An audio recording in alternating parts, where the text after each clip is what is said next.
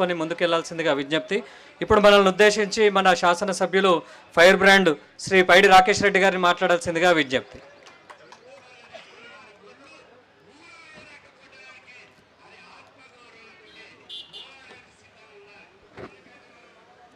జై శ్రీరామ్.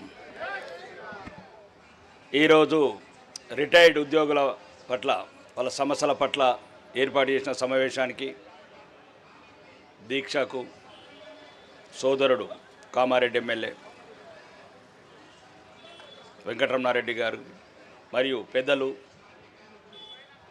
మల్కాజ్గిరి ఎంపీ ఈటల రాజేంద్రన్న గారికి మరియు మిగతా నా తోటి ఎమ్మెల్యేలు ఎమ్మెల్సీలు మళ్ళు పార్టీలో నాయకులందరికీ నా యొక్క ప్రత్యేకంగా నమస్కారాలు.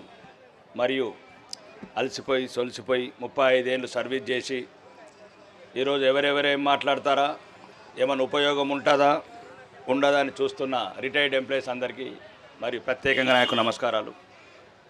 మిత్రులందరూ అన్ని విషయాలు మాట్లాడారు, కానీ కొన్ని నిజాలు కఠినంగా ఉంటాయి.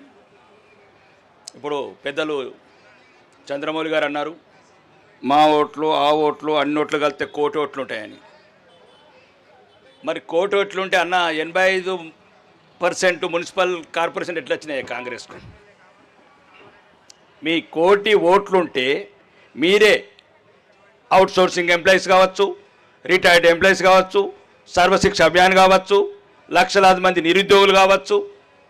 2.5 సంవత్సరాల క్రితం ఈ దుర్మార్గులు అవినీతి మాటలు నమ్మి అబద్ధాలు నమ్మి మీరు గద్దెనెక్కించి 2.5 సంవత్సరాల తర్వాత కూడా మీరు గుణపాఠం నేర్కపోతే ఇట్లాంటి ధర్నాల వల్ల ఏం ఉపయోగం వస్తుందన్న?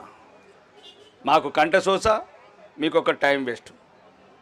నేను చూశాను ప్రచారంలో రిటైర్డ్ ఉద్యోగులే చేతికోటు ఏమని తిరుగుతున్నారు. ఎందుకు వేయాలి చేతికోటు అని అడగండి రిటైర్డ్ ఎంప్లాయీస్ని. ఎందుకు వేయాలి చేతికోటు? అవుట్సోర్సింగ్ ఎంప్లాయీస్ తిరుగుతున్నారు చేతికోటు వేయాలని. అడగండి వాళ్ళని, ఏం చేసింది కాంగ్రెస్ ప్రభుత్వం, ఎందుకు వేయాలా ఓటు అన్న? రాజకీయ నాయకులకు ఒకటి గుణపాఠం, దేంతో కూడా రాదన్న.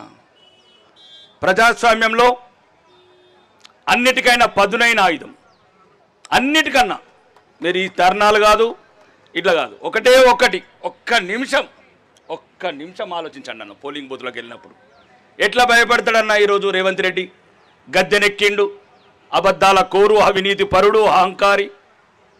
1 2 కసాయి కాంగ్రెస్.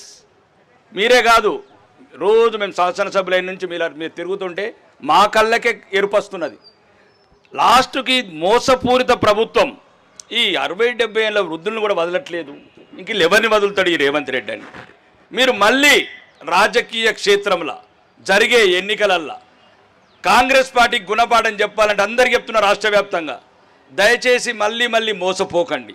మోసం చేయటమే రేవంత్ రెడ్డి లక్షణం, మోసం చేయటమే కాంగ్రెస్ లక్షణం. ఈరోజు మదిరిడ్జి వాసులు కావచ్చు, ఖమ్మంలో కావచ్చు, కసాయి కాంగ్రెస్ గుండెలేని ప్రభుత్వం. ముఖ్యంగా మీ రిటైర్డ్ ఉద్యోగులకు చెప్తున్నా, దయచేసి మీరు ప్రజల్ని చైతన్యపరచండి. ఎందుకు ఈ రేవంత్ రెడ్డి కాంగ్రెస్ ప్రభుత్వం మోసం చేస్తుంది? మీలాంటి చైతన్యవంతులు, మీలాంటి చదువుకున్న వాళ్ళు, 35 ఏళ్ళు ఈ రాష్ట్రంలో మంచి ఉన్నతమైన ఉద్యోగాలు చేసిన వాళ్ళు, ప్రజల్ని చైతన్యపరచండి. మీరు పాఠం చెప్పాలంటే మీరు చెప్పాల్సింది 10 ఓట్లు కాదు, మీరు అనుకుంటే 100 ఓట్లు కూడా పడతాయి. మీరు చదువు చెప్పిన వాళ్ళు కావచ్చు, సహాయం చేసిన వాళ్ళు కావచ్చు, 35 సంవత్సరాలు మీరు చేసిన మంచి సేవలు కావచ్చు, ప్రజలతో మీకున్న సన్నిహిత సంబంధాలు కావచ్చు, ఈ అన్ని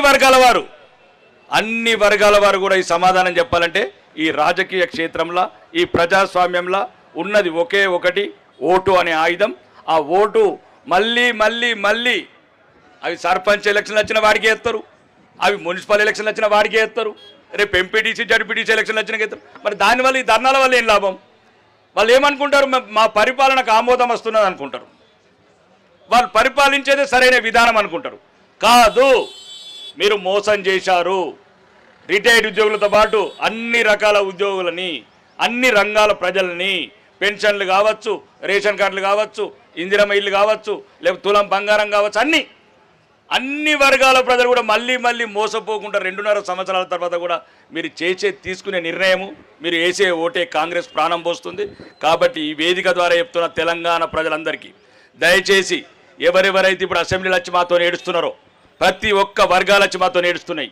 అన్న అసెంబ్లీలో సమస్యను లేవనెత్తండి. మేము లేవనెత్తితే ఉపయోగం లేదు, మేము లేవనెత్తితే 100 రకాలుగా లేవనెత్తాం. కానీ దానికి మాకు నైతిక మద్దతు ఇవ్వండి. మా గొంతులల్లో పానం పోయండి, మా గొంతులల్లో ఊపిరి పోయండి.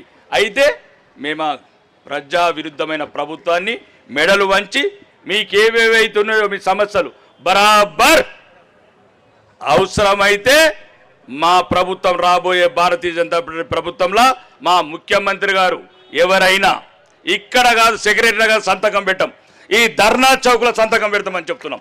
ధర్నా చౌకుల సంతకం పెట్టే ముఖ్యమంత్రి భారతదేశంలో ఒక్కడే ఉంటాడు, అది భారతీయ జనతా పార్టీ ముఖ్యమంత్రి. ఒక్కసారి మాకు అవకాశాలు కూడా ఇవ్వండి. మీతో ధర్నాలు చేసి అన్ని రకాలుగా మేము చేస్తున్నాం. ప్రతి ప్రజాస్వామ్య ఉద్యమం చేస్తున్నాం, ప్రతి ప్రజల వైపు నిలబడుతున్నాం. కాబట్టి దయచేసి మీరు సరైన నిర్ణయం తీసుకోండి. ఇప్పుడు ఏదైతే మిగిలిన సమయం ఉందో రాబోయే రణక్షేత్రంలో రణరంగంలో ప్రతిదీ ప్రభుత్వానికి వ్యతిరేకంగా నిర్ణయం తీసుకోండి. అప్పుడే కాళ్ళ బేరానికి వస్తాడు రేవంత్ రెడ్డి. అప్పుడే మన సమస్యలు పరిష్కారం అవుతాయి. పరిష్కారం అయ్యేంత వరకు భారతీయ జనతా పార్టీ నాయకుల ప్రోత్సాహంతో వాళ్ళ ఆధ్వర్యంలో ఉద్యమాలు చేస్తామని చెప్తూ ఈ అవకాశం ఇచ్చిన మీ అందరికీ నా యొక్క ప్రత్యేక ధన్యవాదాలు. ప్రజాస్వామ్యంలో ప్రజల యొక్క సమస్యలను శాసనసభలో అనునిత్యం ఒక గౌరవమైన